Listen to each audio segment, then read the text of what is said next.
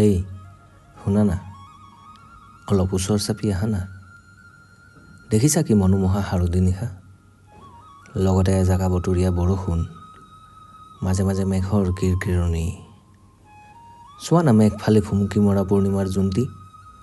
আজি যে ৰাস পূৰ্ণিমা, শুনিছানে দূৰণিৰ পৰা ভাহি অহা ৰাসলীলাৰ খদমদম। মনত আছেনে সেই ৰাধা কৃষ্ণৰ অভিনয়। জীৱন নদীৰ সোঁতত তোমাৰ যৌৱনৰ ৰং আজি উটি গ'ল। দুবেলা দুমুঠিৰ চিন্তাত মোৰো দেখাতে এজাজি নাইকিয়া হ'ল, কিন্তু মৰম চেনেহ যে একেই আছে। মনত পৰেনে প্ৰথম চিনাকি, তুমি আছিলা বৰাহত জোপাৰ তলত বিহু নাচি। মুগ্ধ হৈছিলোঁ তোমাৰ ৰূপৰ জুই দেখি। তাৰ পাছত বহু নাছিলা তুমি মোৰ ঢোলৰ চেৱত, কিন্তু সেইবিলাক যে এতিয়া পাহৰণিৰ গৰ্ভত।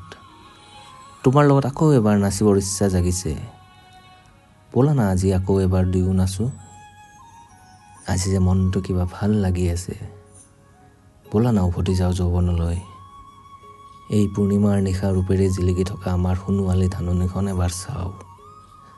বতাহৰ তালে তালে নাচি থকা ধান গছৰ লগত আমিও আজি বাগৰুম্বা গাওঁ।